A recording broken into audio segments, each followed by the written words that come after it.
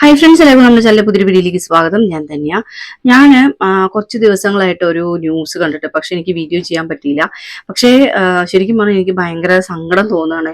ഇപ്പോഴത്തെ സമൂഹവും അല്ലെങ്കിൽ ഇപ്പോഴത്തെ വിദ്യാഭ്യാസവും ഇപ്പോഴത്തെ വിദ്യാഭ്യാസ സ്ഥാപനം തന്നെ പറയാം, അല്ലാതെ അത് ഒരു വിദ്യാലയം എന്ന് പറയാൻ എനിക്ക് ഭയങ്കര ഒരു വിഷമമുണ്ട്. കാരണം എല്ലാം കച്ചവടം തന്നെയാണ്. അപ്പോൾ ഈ കച്ചവടത്തിൽ ചില സ്വാർത്ഥ താല്പര്യങ്ങൾ കൊണ്ട്, ചിലരുടെ സ്വാർത്ഥ താല്പര്യങ്ങൾ കൊണ്ട് ചില ആളുകളെ മാറ്റി നിർത്തേണ്ട ഒരു അവസ്ഥ വരെ ഈ ഒരു വിദ്യാഭ്യാസ കച്ചവടത്തിൽ വന്നിട്ടുണ്ട് എന്നാണ് എനിക്ക് മനസ്സിലാക്കാൻ കഴിഞ്ഞിട്ടുള്ളത്.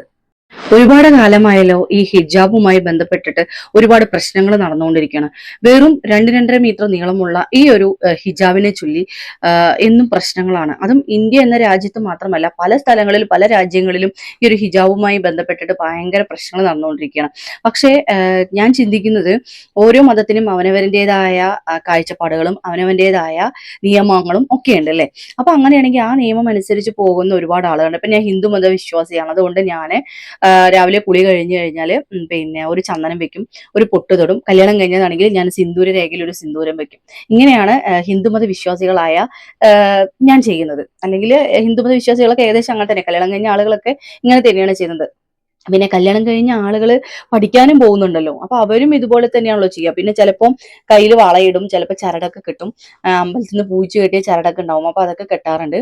അപ്പൊ അതൊരു വിശ്വാസത്തിന്റെ ഒരു കാര്യമാണ്. ആ വിശ്വാസവും വിദ്യാഭ്യാസവും തമ്മിൽ എന്താണ് ബന്ധം എനിക്കറിയില്ല. ഞാൻ പഠിക്കുന്ന കാലത്ത് ഒരുപാട് അനുഭവങ്ങൾ നമുക്ക് ഉണ്ടായിട്ടുണ്ട്. ഈ മതത്തെ പറഞ്ഞുകൊണ്ടും, അല്ലെങ്കിൽ അവര് മക്കനെ ഇട്ടിട്ട് വരുന്നു, അല്ലെങ്കിൽ അവര് ഹിജാബ് ഇട്ടിട്ട് വരുന്നു, അവര് പർദ്ദ ഇട്ടിട്ട് വരുന്നു. ടീച്ചേഴ്സ് ഒക്കെ ചിലപ്പോൾ പർദ്ദയായിരിക്കും ഇടുക, ചില ടീച്ചേഴ്സ് ഒക്കെ. അപ്പൊ അങ്ങനെ ഇട്ടിട്ട് വന്നാലും ആർക്കും അവിടെ ഒരു വിഷയമല്ല കേട്ടോ, ആർക്കും ഒരു പ്രശ്നമല്ല. കുട്ടികളാണെങ്കിലും ശരി, അവര് ഇങ്ങനെ മക്കനാന്നാണ് പറയുക, ഇങ്ങനെ കുത്തുന്ന സാധനം ഇങ്ങനെ കുത്തുമല്ലോ, അത് എനിക്ക് ഭയങ്കര ഇഷ്ടമാണ്. ഞാനൊക്കെ ഇട്ടിട്ടുണ്ട് കേട്ടോ, പണ്ട് സ്കൂളിൽ പഠിക്കുമ്പോൾ കുട്ടികളിലേക്ക് എടുത്ത് ഞാൻ ഇടാറുണ്ട്. പക്ഷെ എന്തോ അന്നത്തെ ആ ഒരു സാഹോദര്യ വിദ്യാഭ്യാസ പഠനം ഇന്നില്ല എന്നതാണ് എനിക്ക് അറിയാൻ കഴിഞ്ഞത്. വളരെ ലജ്ജ തോന്നുകയാണ്. കാരണം ഇപ്പോൾ ലേറ്റസ്റ്റ് ആയിട്ട് ഹിജാബുമായി ബന്ധപ്പെട്ടിട്ട് ഒരുപാട് പ്രശ്നങ്ങൾ ഉണ്ട്. പക്ഷേ ഇപ്പൊ സമൂഹ മാധ്യമങ്ങളിൽ ചർച്ചയായ ഒരു വിഷയം ഉണ്ടായിരുന്നു. അതായത് കൊച്ചി പള്ളുരുത്തി എന്താണ് സെന്റ് മേരീസ് റിത്താസ് പിന്നെ സ്കൂളില്, പബ്ലിക് സ്കൂളില് ഒരു മുസ്ലിം വിദ്യാർത്ഥി പിന്നെ ഹിജാബ് ധരിച്ചിട്ട് വന്നു. ആ കുട്ടി പഠിക്കുന്നതും അങ്ങനെ തന്നെയാണ്. അപ്പോൾ അവിടുത്തെ അധ്യാപകർ പറഞ്ഞു അത്രേ, ഇത് ഉപയോഗിക്കാൻ പറ്റില്ല, നാളെ മുതൽ ഇത് ഉപയോഗിക്കാതെ, ഹിജാബ് ഉപയോഗിക്കാതെ നീ സ്കൂളിലേക്ക് വരണമെന്ന്. അപ്പോൾ ആ കുട്ടി അത് പാരന്റ്സിനോട് പറഞ്ഞു. അപ്പോൾ പാരന്റ്സ് പോയിട്ട് പറഞ്ഞു, അതെന്തായാലും പറ്റില്ല സാർ, കാരണം ഞങ്ങളുടെ മതവിധി പ്രകാരം ഞങ്ങൾ ഇങ്ങനെയാണ് ചെയ്യുന്നത്. അപ്പൊ അവര് പറയുന്നത്, നിങ്ങളുടെ മതം നിങ്ങൾ ഇവിടെ കൊണ്ടുവരേണ്ട ആവശ്യമില്ല, ഇതൊരു സ്കൂളാണ്, അപ്പൊ ആ സ്കൂളിൽ എല്ലാവർക്കും ഒരുപോലെയാണെന്ന്. ഈ പറയുന്ന വ്യക്തി ഉണ്ടല്ലോ, ഒരു സിസ്റ്ററാണ്. അപ്പൊ ആ ഒരു കർത്താവിന്റെ മണവാട്ടിയായ അവരുടെ വേഷവിധാനം നിങ്ങളൊന്ന് ശ്രദ്ധിച്ചു നോക്കും. ഞാൻ ഇവിടെ ജസ്റ്റ് വെക്കുന്നുണ്ട്. അവരിങ്ങനെ ഫുൾ കവർ ആയിട്ടുള്ള ഒരു ഡ്രസ്സ്, അതിന്റെ തല മറച്ചിട്ടുണ്ട് അവര്. അപ്പോ ആ ബൈബിളിൽ തന്നെ പറയുന്നുണ്ട്, തല മറയ്ക്കാത്തവൾ മുടി മുടിയില്ലാത്തവളാണെന്നോ അങ്ങനെ എന്തോ ഒരു ബൈബിളിൽ ഒരു സുവിശേഷം ഞാൻ കേട്ടിട്ടുണ്ട്. സുവിശേഷം അല്ല, ഒരു പറയണതായിട്ട് ഞാൻ കേട്ടിട്ടുണ്ട്. അപ്പോൾ എല്ലാ മതവിധി പ്രകാരവും ഓരോ ആളുകളും അവിടെ പഠിക്കാൻ വരുമ്പോൾ അത് മറ്റുള്ളവരിലേക്ക് നമ്മൾ പറഞ്ഞു കൊടുക്കുന്നില്ല. അവനവന്റെ കാര്യം എന്താണോ അത് ചെയ്തു, നമ്മൾ പഠിച്ചു പോകുന്നു, ഇത്രയല്ലേ ഉള്ളൂ. ടീച്ചർമാർക്ക് എന്തോ ആവാമെങ്കിൽ പിന്നെ കുട്ടികളോട് എന്തോ പറഞ്ഞിട്ട് കാര്യം. എന്നാൽ ടീച്ചറും ഒരു വിദ്യാഭ്യാസ സ്ഥാപനമാണെങ്കിൽ അതിൻ്റെതായ രീതിയിൽ വരട്ടെ. അല്ലാതെ ഇതിപ്പം കർത്താവിന്റെ മണവാട്ടി എന്ന് പറയുമ്പോൾ ആ മതത്തിനെ പിന്നെ ആ മതത്തിന്റെ ആചാരം അല്ലെങ്കിൽ ആ മതത്തിൽ എന്താണോ പറയുന്നത് അതിനനുസരിച്ചിട്ടാണല്ലോ ആ സിസ്റ്റർ ചെയ്യുന്നത്. അപ്പോ ഓരോരുത്തർക്കും അവരവരുടേതായ ഒരു ഇതുണ്ട്. അപ്പോൾ ടീച്ചർ പറയുന്നത്, ഇവിടെ ഇതാണ് നിയമം, ഇവിടെ ഇങ്ങനെ പറ്റുള്ളൂ, ഇങ്ങനെ പറ്റുകയാണെങ്കിൽ മാത്രം പഠിക്കാൻ വന്നാൽ മതി എന്ന് പറയുന്നു. പിന്നെ പാരന്റ്സിന് എന്ത് ചെയ്യാൻ പറ്റും? അവർക്ക് കുട്ടികളുടെ വിദ്യാഭ്യാസം വേണം. കാരണം പകുതിക്ക് വെച്ച് വേറൊരു സ്കൂളിലേക്ക് പോയി കഴിഞ്ഞാൽ അവളുടെ ഒരു ദിവസം അല്ലെങ്കിൽ ഒരു വർഷം വെറുതെ നഷ്ടമാകും. അതുകൊണ്ട് വിവാദങ്ങൾക്കൊക്കെ മറുപടിയായിട്ട് ഇപ്പൊ അവര് വീട്ടുകാർ തന്നെ പറയുന്നുണ്ടായിരുന്നു, നിങ്ങൾ പറയുന്നത് ഉൾക്കൊള്ളാൻ ഞങ്ങൾ തയ്യാറാണെന്ന് പറഞ്ഞതായിട്ട് ചെറിയ ന്യൂസ് കേട്ടു. സത്യാവസ്ഥ എന്താണെന്ന് അറിയില്ല.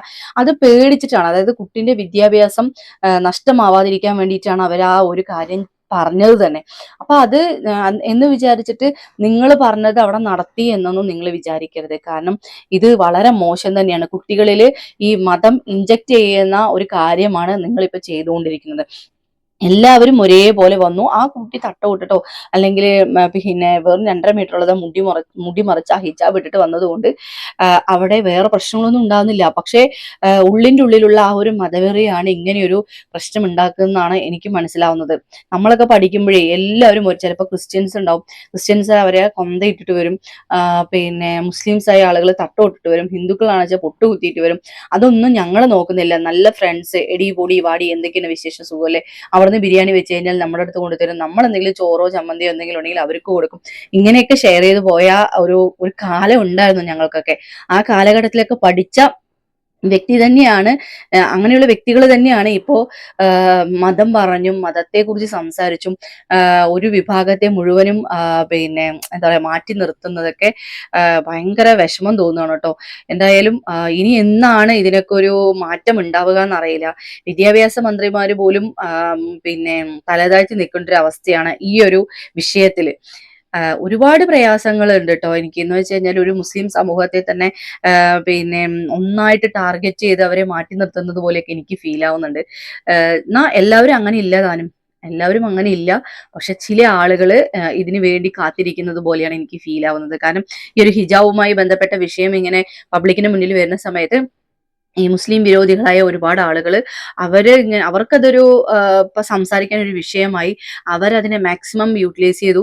അവര് ആ ഒരു വിഷയത്തെ എന്താ പറയാ എരിവും പുളിയും ചേർത്ത് പബ്ലിക്കിന്റെ മുന്നിലിട്ടു. ഇതൊക്കെയാണ് ഇപ്പൊ ഇവിടുത്തെ അവസ്ഥ. എന്തായാലും ഇന്നത്തെ വീഡിയോ ഞാനിവിടെ വൈൻഡപ്പ് ചെയ്യണം. കാരണം വേറൊന്നല്ല, എന്ത് പറഞ്ഞിട്ട് കാര്യമില്ല. ഇതിനെ നമ്മൾ എങ്ങനെ പിടിച്ചു നിർത്തുമെന്നുള്ള സൊല്യൂഷനും അറിയില്ല. എന്തായാലും 100-ൽ 10 പേരെങ്കിലും മതസൗഹാർദ്ദപരമായിട്ട് പോകുന്നുണ്ടെങ്കിൽ അവരുടെ മക്കളെയും മതസൗഹാർദ്ദമായിട്ട് വളർത്തിക്കൊണ്ടുവരണം എന്നാണ് എനിക്ക് പറയാനുള്ളത്. ഇന്നത്തെ വീഡിയോ ഞാനിവിടെ വൈൻഡപ്പ് ആക്കുന്നു. നന്ദി, നമസ്കാരം.